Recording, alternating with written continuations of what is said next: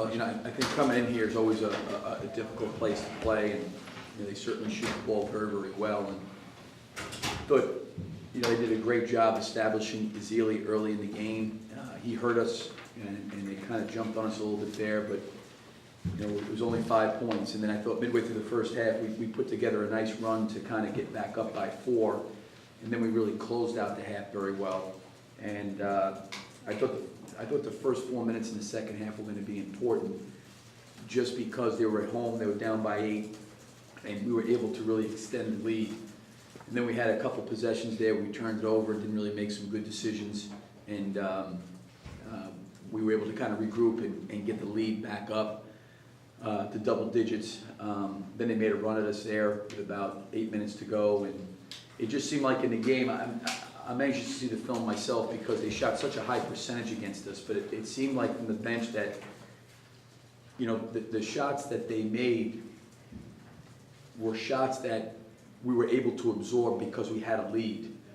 And it seemed like our shots were timely shots, in particular Boynton shots, Walker's free throws. And I thought Alex Tyus was really, really active on the offensive glass. I thought the offensive glass was a big part for us in the game. And Jenkins got 22. I thought we did a pretty good job. We lost him a couple times on some turnovers in the transition, but I thought Boynton and Wilbekin and our team did a pretty good job, at least making it somewhat difficult for him. And most of his shots, like I said, a lot of them when he hurt us there in the second half came from broken floor situations, which we didn't probably do a good enough job scrambling. But I'm really happy for our guys. Because I think this could have been a game coming in here where you can somewhat be satisfied and just say, okay, we at least clinched a share of it in Gainesville, and I still felt like there was a lot for our team to play for. We had an opportunity to tie most number of road wins in school history. We had an opportunity to tie a conference record for most wins with 13. And then obviously to have the chance to win an SEC championship outright. So I think our guys really felt like there was a lot to play for coming into this game. And we played against a really, really good team, and we were able to find a way to really hold off their run there in the second half. Questions? Billy, do you think that it helped your team that Alabama did win today? Well, one of the things I talked about, Pat, we took off on Wednesday, is I talked to them on Thursday before practice started that we're not going to get emotionally involved in that game, and that they needed to not be emotionally involved in the game. And, I think we've gotten where we are today because of what we've done, and we really needed to focus on ourselves. And I talk to those guys a lot about it, because I think sometimes when you're watching other teams play, or what somebody else is doing has an impact on what you're doing. I think you can get emotionally dragged into it, and I think you can feel like, okay, we can relax and rest now because maybe Alabama didn't win, or oh my gosh, we got to play really, really well if we want to win it outright. And I just felt like we needed to stay away from that. Now, whether or not they did that or not, I don't know, but we definitely talked about that. And I didn't tell them you can't watch the game. I didn't get into any of that, but I did address it, with them. That I've seen that happen, where people can get taken on an emotional roller coaster by what's going on around them instead of focusing on what they need to do. And I thought we did a pretty good job of doing that today.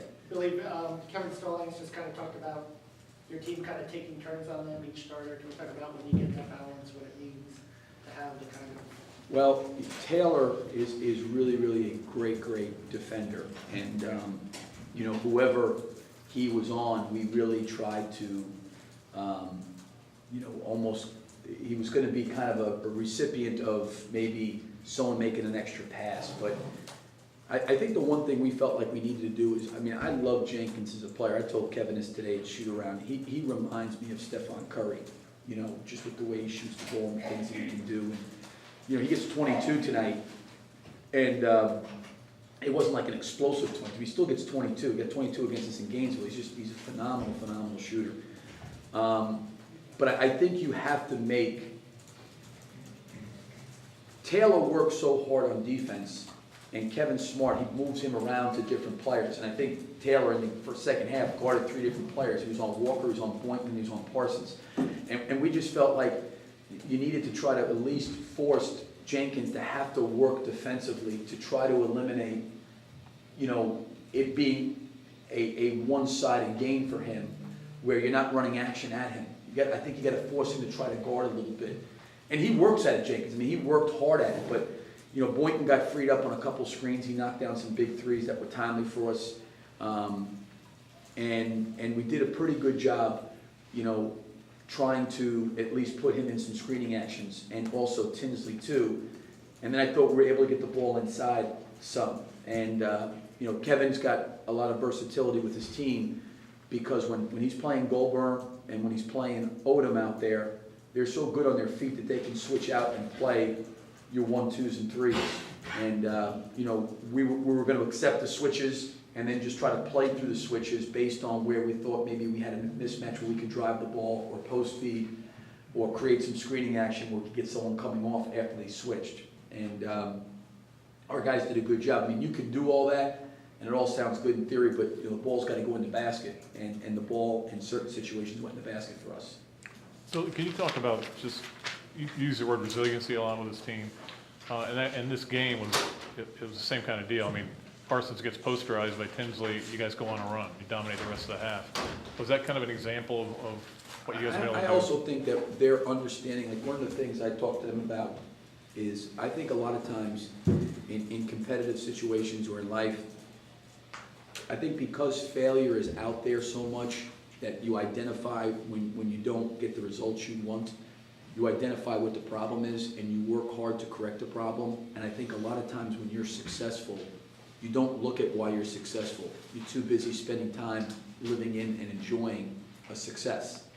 And you think about, you don't have a tendency to think about why you were successful. And I've talked to these guys about why they've been successful this year, and that they can't lose sight of that. It's okay to celebrate and enjoy it, but they really got to understand why they've been a good team. And I think their resiliency as a team has been there. They're fighters, they try to compete, and I think most teams are like that. Most teams try to battle. I mean, I thought Vanderbilt was resilient. You know, they got down by 13 or 14 here in the second half. They fought their way back to 4. Then we pushed the lead back out. They broke it back down. And then I thought our guys showed some resiliency. But I think our guys were connected in the game in terms of understanding what we needed to do in the game. I didn't think we were fragmented.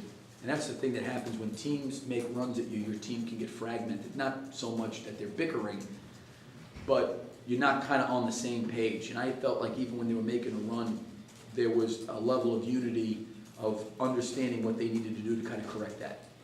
You plan a basket cutting service at all, or what are you going to do? Well, I mean, no, you know, you know, just I think the way it worked out was hard, you know, but I'm proud of these guys. You know, we obviously have some time here right now to kind of regroup. You know, having tomorrow off and then not playing until Friday. But I hope they get a chance to enjoy this today and, you know, somewhat tomorrow. But it's just hard the way it worked out, you know, that way, you know, for us. Because on Tuesday, we didn't win an SEC championship outright. And, you know, today we did, but certainly I wasn't going in there to ask Kevin to do that.